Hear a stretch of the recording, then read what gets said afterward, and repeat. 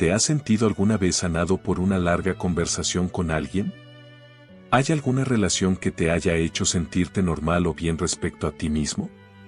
Es probable que estas interacciones ocurrieran en un entorno de confianza, apertura y franqueza, en el que se te concedía una atención plena y se te escuchaba realmente sin juzgar.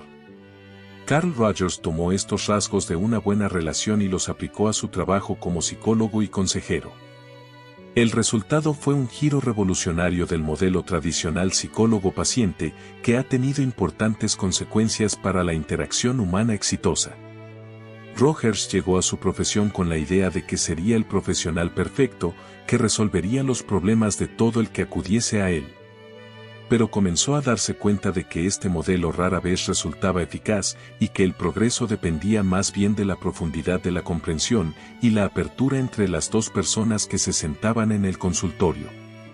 Estaba fuertemente influido por el filósofo existencialista Martin Buber y su noción de confirmar al otro. Esto significaba afirmar plenamente el potencial de una persona, la capacidad de ver en qué podía convertirse. Tal cambio en el énfasis hacia lo posible, como opuesto a lo meramente problemático, hizo de Carl Rogers, junto con Abraham Maslow, una figura central en la nueva psicología humanista, con nociones que hoy damos por sentadas acerca del crecimiento personal y el potencial humano. En su obra, El proceso de convertirse en persona, Carl Rogers destaca que su técnica terapéutica no es una obra unitaria, sino una colección de artículos que escribió a lo largo de una década. Es la sabiduría acumulada de una carrera en psicoterapia de más de 30 años, y aunque no es una lectura fácil, una vez que uno se familiariza con las ideas, puede ser muy estimulante.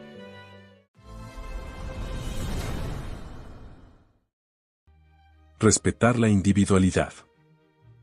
En su formación como psicólogo, Rogers asimiló la idea de que él controlaba la relación con el paciente y que su trabajo consistía en analizar y tratar a los pacientes como si fueran objetos.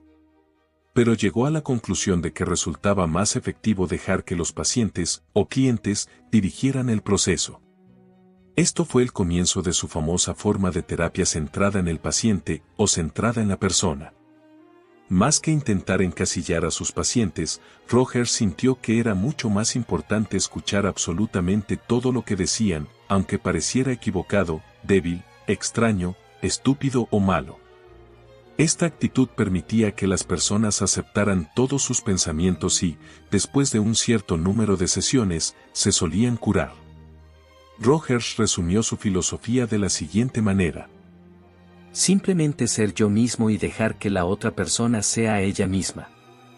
Como era una época en la que el estudio de la psicología giraba en torno a la conducta de las ratas en los laboratorios, su creencia en dejar que los pacientes locos marcaran la dirección constituía un gran reto a su profesión, y muchos denunciaron sus ideas.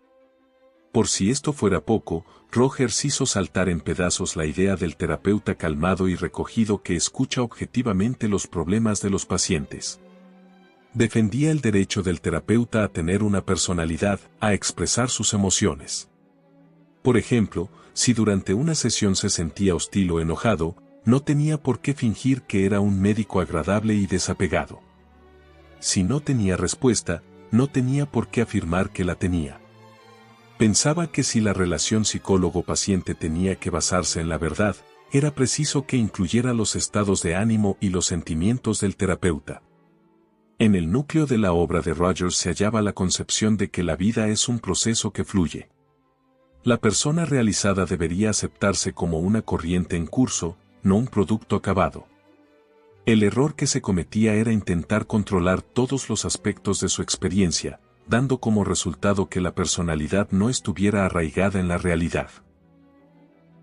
Convertirse en una persona auténtica.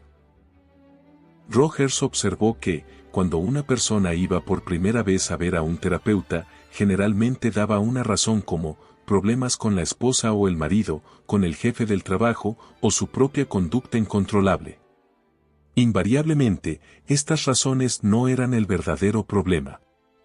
En realidad, no había más que un solo problema en todas las personas que veía: tenía necesidad de convertirse en su verdadero yo, de poder abandonar sus falsos roles, las máscaras con las que hasta ese momento habían abordado su vida. Generalmente estaban muy preocupados con lo que los demás pensasen de ellos y con lo que deberían hacer en determinadas situaciones. La terapia les hacía volver a su experiencia inmediata de la vida y de las situaciones.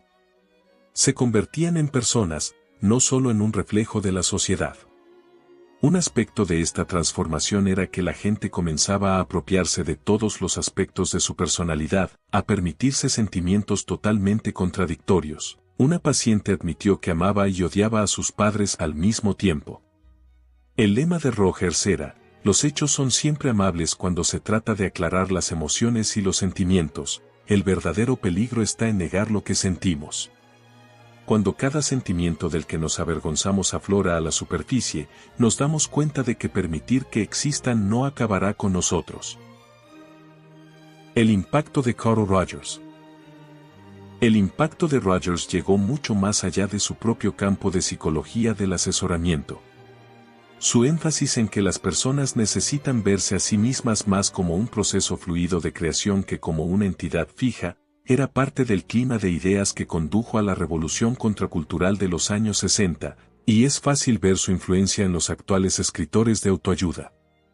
Por ejemplo, uno de los 7 hábitos de las personas altamente eficientes, de Stephen Covey, es: intenta primero comprender, luego ser comprendido. Una idea muy rogeriana de que el progreso en las relaciones nunca se da a menos que las personas implicadas se sientan seguras para hablar con confianza y ser escuchadas.